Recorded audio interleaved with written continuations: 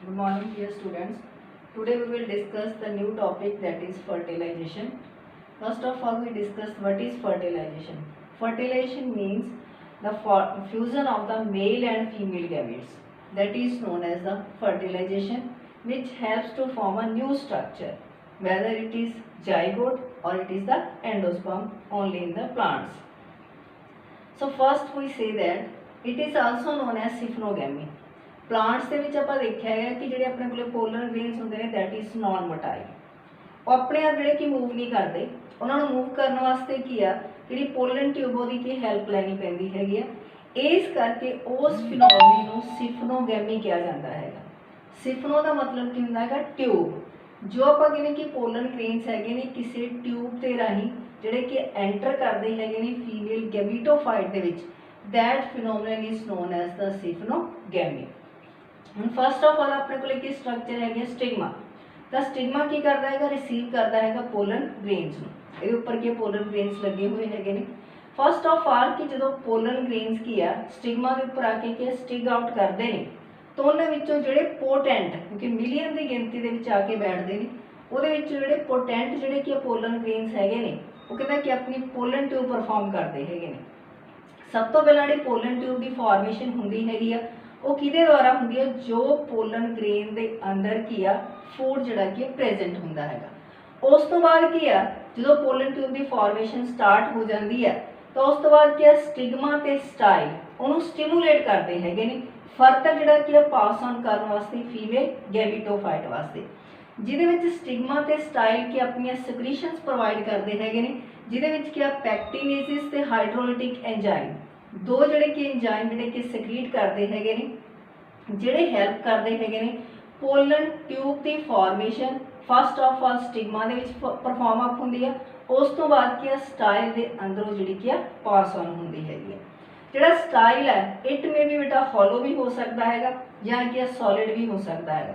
Hollow ਆ ਤਾਂ ਬਿਲਕੁਲ ਉਹਦੇ ਸੈਂਟਰ ਦੇ ਵਿੱਚੋਂ ਜਿਹੜੀ ਕਿ ਪੋਲਨ ਟਿਊਬ ਜਿਹੜੀ ਕਿ ਪਰਫਾਰਮ ਅਪ ਹੁੰਦੀ ਹੈਗੀ ਆ, ਲੇਕਿਨ ਅਗਰ ਉਹ ਕਹਿੰਦਾ ਕਿ ਸੋਲਿਡ ਫਾਰਮ ਦੇ ਵਿੱਚ ਹੈਗਾ ਤਾਂ ਜਿਹੜੀ ਪੋਲਨ ਟਿਊਬ ਆ ਉਹ ਕੀ ਕਰਦੀ ਹੈਗੀ ਆ, ਉਸ ਜਿਹੜਾ ਸੋਲਿਡ ਪਾਰਟ ਹੈ ਉਹਨੂੰ ਈਟ ਅਪ ਕਰਦੀ ਹੈ, ਲੇਕਿਨ ਕਿਹਦੀ ਹੈਲਪ ਨਾਲ ਕਰਦੀ ਹੈਗੀ ਆ, ਕੰਡਕਟਿੰਗ ਟਿਸ਼ੂ ਦੀ ਹੈਲਪ ਦੇ ਨਾਲ ਕੀ ਆ ਉਹਨੂੰ ਈਟ ਅਪ ਕਰਦੀ ਹੈ ਤੇ ਆਪਣਾ ਪੈਸੇਜ ਜਿਹੜਾ ਕੀ ਆ ਪਰਫਾਰਮ ਅਪ ਕਰਦੀ ਹੈਗੀ ਆ। ਉਸ ਤੋਂ ਬਾਅਦ ਬੇਟਾ ਕੀ ਆ ਕਿ ਇਹ ਪਾਸ ਔਨ ਕਰ ਜਾਂਦਾ ਹੈਗਾ ਓਵਰੀ ਦੇ ਵਿੱਚ, ਤਾਂ ਓਵਰੀ ਦੇ ਵਿੱਚ ਵੀ ਇੱਕ ਅਨਦਰ ਕੀ ਹੁੰਦਾ ਹੈਗਾ ਟਿਸ਼ੂ ਪ੍ਰੈਜ਼ੈਂਟ ਹੁੰਦਾ ਹੈਗਾ ਜਿਹਨੂੰ ਕੀ ਆਬਟਿਊਰੇਟਰ ਕਿਹਾ ਜਾਂਦਾ ਹੈਗਾ।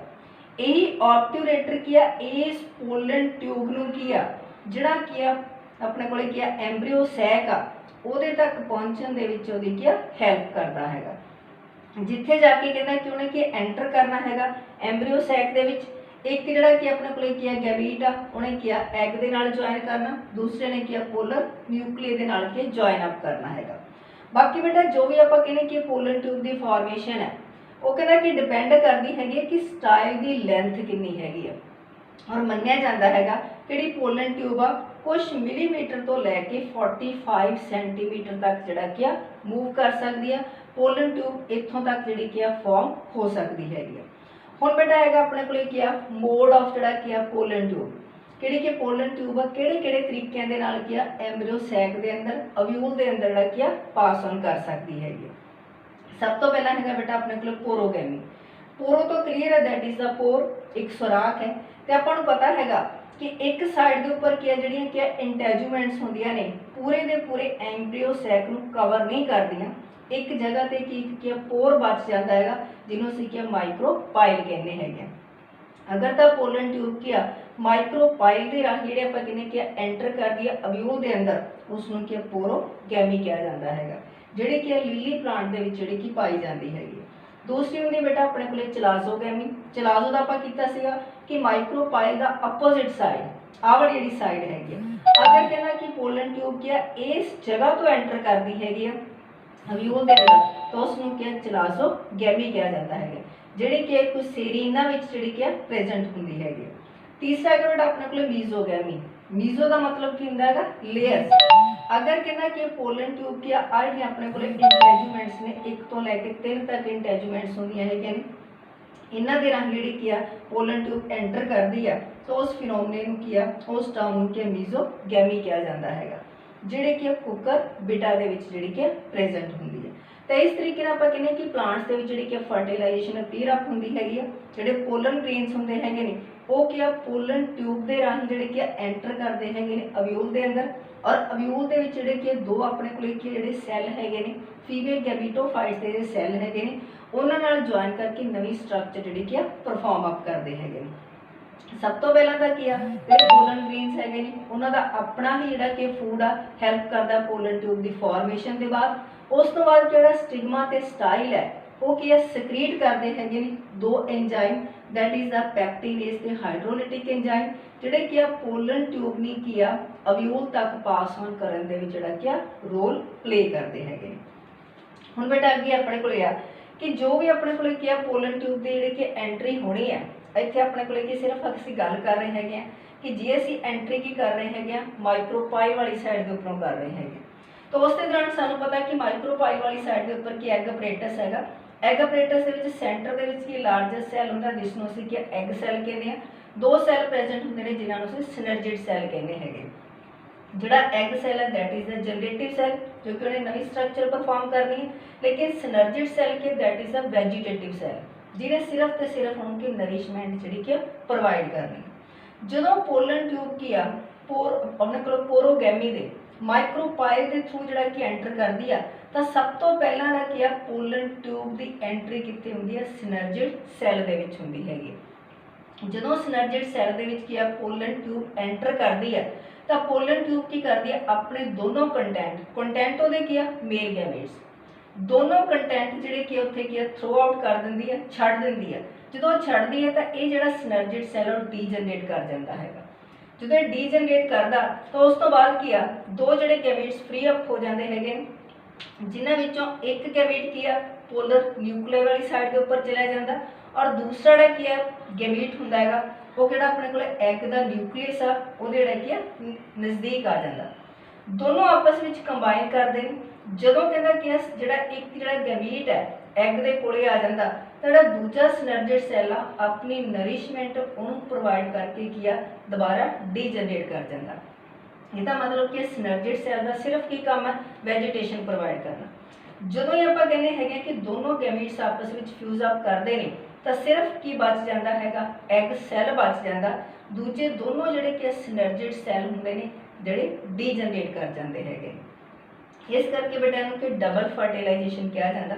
डबल फर्टिलाइजेशन का मतलब कि दो तरह की फर्टिलाइजेशन जी कि परफॉर्म करते हैं। जो मेल गैमीट की जोड़ा कि फीमेल गैमीटोफाइट के एग के नाल ज्वाइन करता है ये भी अपने को हैप्लाइड सैल होंदा है तो जोड़ा कि मेल गैमीट वो भी हैप्लाइड आ दोनों मिलकर की परफॉर्म करते हैं that perform the 2n that is diploid 2n जोड़ा कि स्ट्रक्चर परफॉर्म करते हैं जिन्होंने कि डिप्लाइड कहते हैं। ये डिप्लाइड की बनाता है जायगोट, इस जायगोट तो की बनता है सीड बनता है। इस करके इनके जनरेटिव फर्टिलाइजेशन किया जाता क्योंकि वो सीड तो कि एक नवा प्लांट जोड़ा कि जन्म लेंदा है। दूसरा जोड़ा कि सिनर्जिड सैल की प्रोवाइड कर देता है दूसरे गैमीट नूं किनूं कि पोलर न्यूक्लियाई। पोलर न्यूक्लियर पहले कि दो न्यूक्लियस होंगे ने डिप्लाइड होंगे है। जो कहना कि ये न्यूक्लियर के नाल ज्वाइन करता that is converted into the 3n तीन किया तीन जोड़े अपने को क्रोमोसोम जी कि स्ट्रक्चर परफॉर्म अप होंगी है जिसनों कि ट्रिप्लाइड कहा जाता है। इस करके कहते ट्रिप्लाइड स्ट्रक्चर कहा जाता है और एक ही बनती है एक वैजीटेटिव टिश्यू परफॉर्म करती हैगी जोड़ा कहना कि सिर्फ तो सिर्फ किया सीड नूं किया नरिशमेंट प्रोवाइड करता है। जो सीड नूं कि धरती के विच स्टिग आउट किया जाता है तो वो नवा प्लांट जोड़ा कि परफॉर्म अप होता है जिन्होंने कहना कि वैजीटेटिव फर्टिलाइजेशन कहा जाता है। इस करके प्लांट्स के क्या दो तरह की फर्टिलाइजेशन अपीयर अप होंगी है जिसनों कि डबल फर्टिलाइजेशन का नाम दिता जाता है। हुण आपां बेटा गल कीती है कि जनरेटिव फर्टिलाइजेशन के जिथे असीं कहने जायगोट बनता zygote that is the diploid in number diploid in structure के होंदा है लेकिन दैट इज द ट्रिप्लाइड जोड़ा कि परफॉर्म करता प्राइमरी एंडोस्पर्म न्यूक्लियस न्यूक्लियस के दो पहला सी डिप्लाइड एक ज्वाइन करके कि 3n जोड़ा कि परफॉर्म अप करता है। जां सैल नूं की कहा जाता है प्राइमरी एंडोस्पर्म सैल का नाम दिता जाता। इस करके क्या ट्रिपल फ्यूजन कहा जाता है। उस तो बाद बेटा अपने को आती है आर्टिफिशियल जी कि फर्टिलाइजेशन। अगर कहता कि मैन मेड आ, अगर कोई भी आप कहने कि अपनी डिजायर के अकॉर्डिंग अपनी इच्छा के अकॉर्डिंग कोई भी जोड़ा कि प्लांट तैयार करना हो तो उसके दो मैथड होंगे ने। सब तो पहला कि मैस्कुलेशन। मैस्कुलेशन का मतलब की है कि जदों कि स्टेमन की मैच्योर हो गया लेकिन डेहीसेंट नहीं होया, डेहीसेंट होने तो पहला ही उस स्टेमन को क्या रिमूव कर लिया जाता है जोड़ा अपने को फ्लोरल पार्ट होंगे है, फीमेल पार्ट होंगे है किसी भी प्लांट का। एक तो वो सैल्फ जी पॉलीनेशन आ वो प्रिवेंट होंगी है। दूसरा कहना कि असं उन्होंने इस करके कहना कि रिमूव कर लेंगे हैं कि जिस प्लांट के उपर कहना कि असं उन्होंने के स्टेमन्स को स्टिक आउट करना है वो वास्ते कहना कि असं उन्होंने पहला ही जोड़ा कि बचा के रख लेने हैं। दूसरा है बेटा अपने को बैगिंग मैथड। बैगिंग का मतलब की होंगे है कि जो कि फ्लावर्स होंगे है उन्होंने किसी बटर पेपर के नाल या पॉलीथीन के नाल के कवर कर लिया जाता है। कवर कादे वास्ते किया जाएगा ताकि कंटैमीनेशन ना हो, क्योंकि असं अपनी इच्छा के जोड़े कि स्टेमन्स है उन्होंने स्टिक आउट करना है। किसी होर प्लांट जोड़े कि स्टेमन्स है या कोई होर इंप्योरिटीज़ है नहीं वो कहना कि किसी भी तरीके कि फीमेल जोड़ा कि पार्ट आ स्टिग्मा है वो उपर आके स्टिक आउट ना कर जाए, जिस करके उन्होंने क्या बैगिंग किया जाता है। जो कहना कि बेटा कि जोड़ा कि फीमेल पार्ट है मैच्योर हो जाता, स्टिग्मा मैच्योर हो जाता तो वो उपर के जोड़े असी कि स्टेमन रिमूव किए उन्होंने कि स्टिक आउट कर दिता जाता, उन्होंने फिर दोबारा किया रीबैक कर दिता जाता है। उन्नी देर तक उन्होंने रीबैक किया जाता है जिन्नी देर तक कि प्रॉपरली जी ओवरी राइपन नहीं हो जाती, प्रॉपरली कहना कि फ्रूट के कन्वर्ट नहीं हो जाती। उस तो बाद उन्होंने रीबैक कर दिता जाता है क्योंकि जो दोनों की ज्वाइनिंग हो गई तो फिर किसी भी कंटैमीनेशन का कोई भी खतरा नहीं रहा, जिदे करके असी अपनी क्या डिजायर्ड वैरायटी प्रोड्यूस कर सकते हैं, अपनी इच्छा के दौरान कि उस प्लांट को क्या प्रोड्यूस कर सकते हैं। इस तरीके कहता बेटा असी कि आर्टिफिशियल फर्टिलाइजेशन क्या रोल प्ले कर सकते हैं मैस्कुलेशन मैथड के दौरान क्या बैगिंग मैथड के दौरान। थैंक्स।